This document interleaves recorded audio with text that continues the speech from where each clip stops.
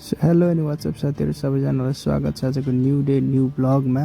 आजको ब्लगमा म तपाईँहरूको माझमा यो जायन्टको ट्यालेन्ट 4 फ्रेम लिएर उपस्थित भइसकेको छ। हामीले पार्ट 1 मा चाहिँ यो फ्रेमलाई खोलेका थियौँ भने चाहिँ अनि आज चाहिँ यो पार्ट 2 हो। पार्ट 2 मा चाहिँ हामी यो फ्रेमलाई कम्प्लिटली यसको ओरिजिनल कलरमा ल्याउने कोसिस गर्नेछ। तपाईँहरूले देख्न सक्नुहुन्छ यो फ्रेममा चाहिँ पुरै स्प्रे हानेको छ अनि स्प्रेलाई चाहिँ हटाउनु पर्ने हुन्छ। यो हटाउनको लागि चाहिँ म सिम्पल मेथड युज गर्नेछु अनि त्यो मेथड चाहिँ के हो भन्दाखेरि हामी पानी र सरफले चाहिँ यो सफा गर्नेछौँ। हेरौँ कतिको जान्छ अनि त्यसपछि अर्को चाहिँ पेट्रोल पनि हामी युज गर्नेछौँ।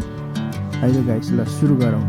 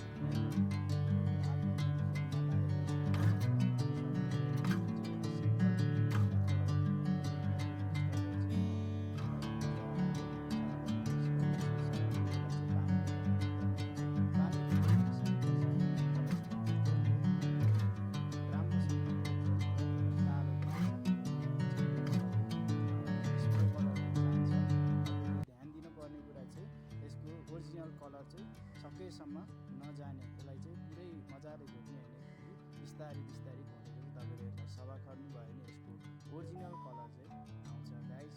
त्यो कुरामा चाहिँ तपाईँले ध्यान दिनुभयो भने हुन्छ। साथीहरू तपाईँले अभियसली यसको अब फाइनल लुक देखिसक्नुभयो होला।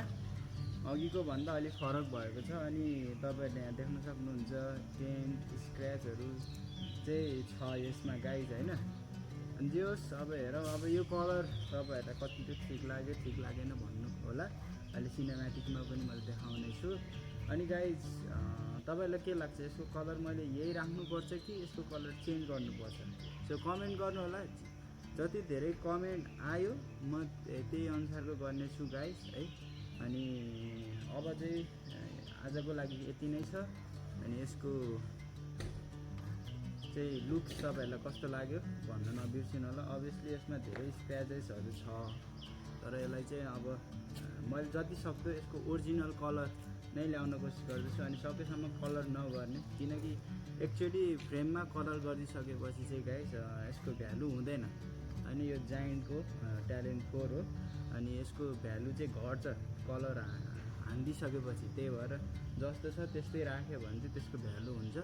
सो गाइस तपाईँहरूले पनि कति बेला कलर हानिदिन्छु फ्रेममा भनेर सोच्न सक्नुहुन्छ। अनि कुनै पनि फ्रेमको ओरिजिनल कलर तपाईँले हटाउनु भयो भने चाहिँ त्यसको चाहिँ तपाईँको यो भ्यालु हुँदैन फ्रेमको त्यति।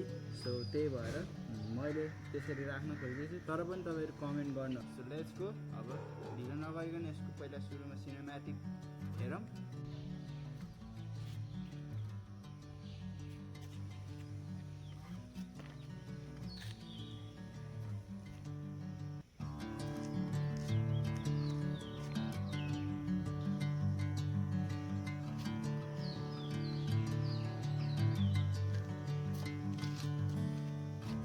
आजको भिडियो मन पर्यो भने भिडियोलाई लाइक शेयर सब्सक्राइब गर्न नबिर्सिनु होला। अब तपाईँहरूलाई यसको नेक्स्ट पार्ट जुन चाहिँ छ म यसको सस्पेन्सन बनाएर तपाईँहरूलाई देखाउनेछु। अनि त्यो सस्पेन्सनलाई हामीले कसरी बनाउन सक्छौँ अनि कसरी त्यसलाई फेरि ब्याक टु लाइफ ल्याउन सक्छौँ, युजमा ल्याउन सक्छौँ, त्यो चाहिँ म देखाउनेछु। सो त्यही नै हो। अब भिडियोलाई इन गरौँ। Tata bye by.